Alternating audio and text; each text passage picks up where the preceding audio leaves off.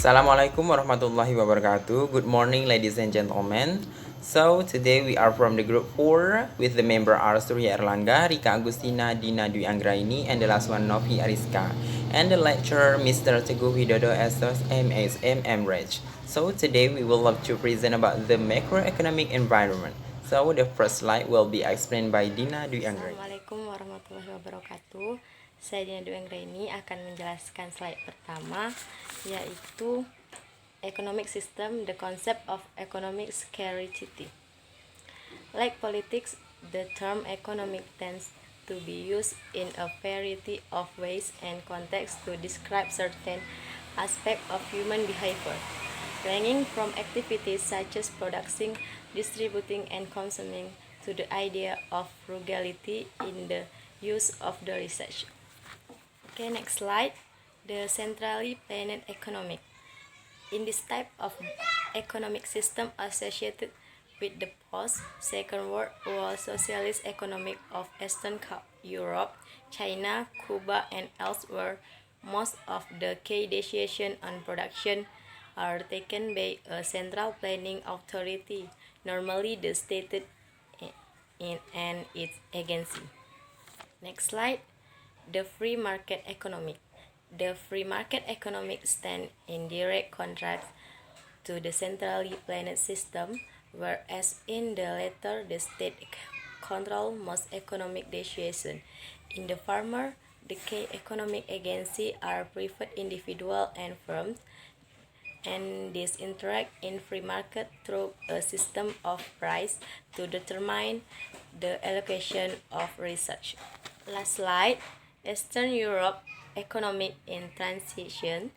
The political and economic disintegration of Eastern Europe in the late 1980 provides an excellent historical example of the difficult phase by state moving from one form of economic system to another.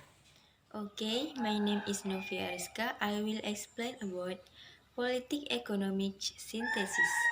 The economic problem of resources allocation described above clearly has a political dimension, given its focus on the ownership, control and use of wealth-producing assets within society. This allows link to be modeled between a country choosing economic system and its political regime. A useful way of representing possible relationship is illustrated in this figure. Moving on to slide 7. Political system can be characterized as ranging from democratic or authoritarian depending on the degree of public involvement in decision-making process. Economic system can be seen to rank from free market to planned according to the level of state intervention in the process of resources allocation.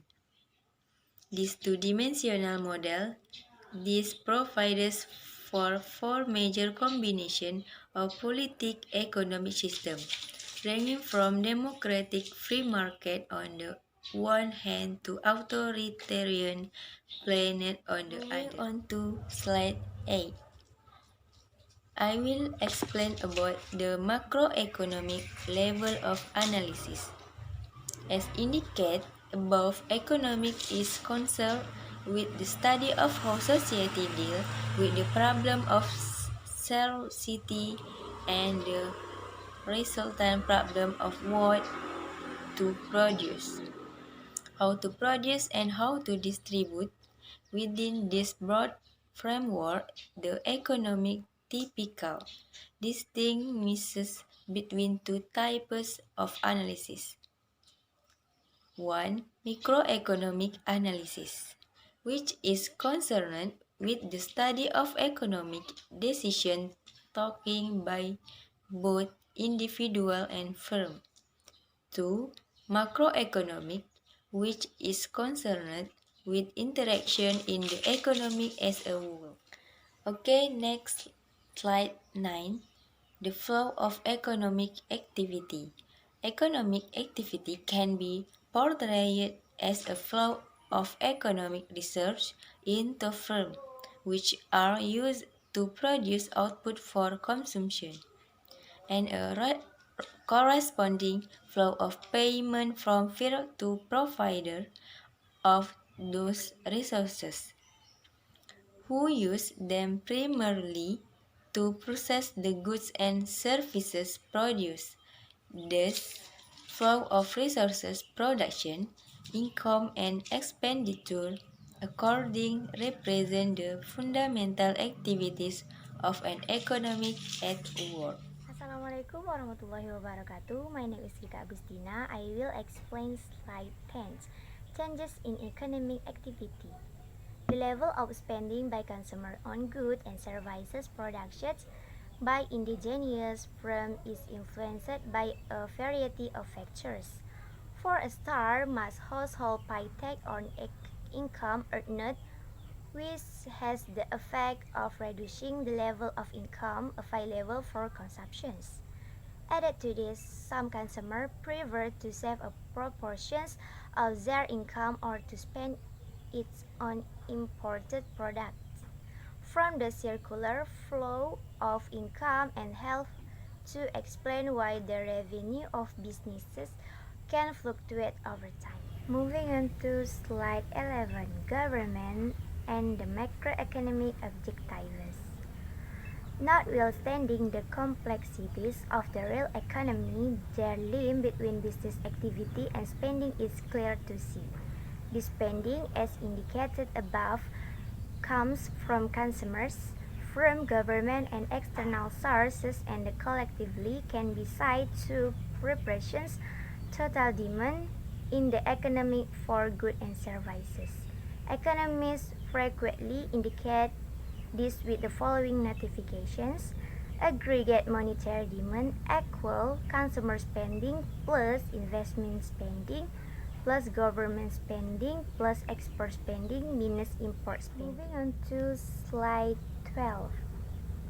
Most governments appear to have a number of key economic objectives, the most important of which are normally the control of inflation, the pursuit of economic growth, a reduction in unemployment, the achievement of an acceptable balance of payment situations, controlling public borrowing, and a relatively stable exchange. Moving on to slide 13, government and the macroeconomic policies. Government throughout Europe and beyond play various key roles in their respective economies.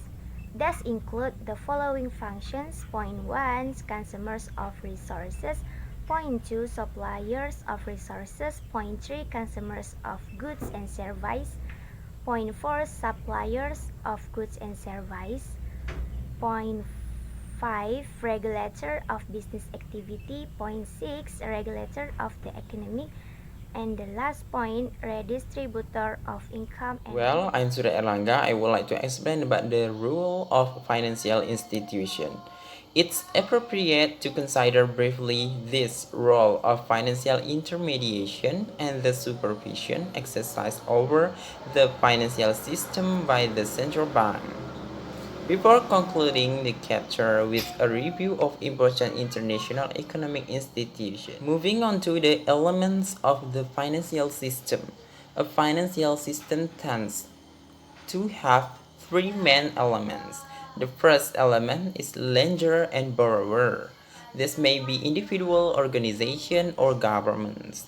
The second element is financial institution of various kinds, which act as intermediaries between lenders and borrowers, and which manage their own assets portfolios in the interest of their shareholder and depositors.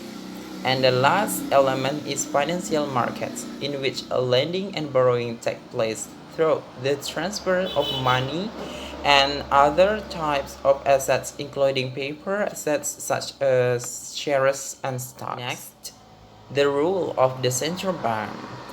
These activities include the following roles.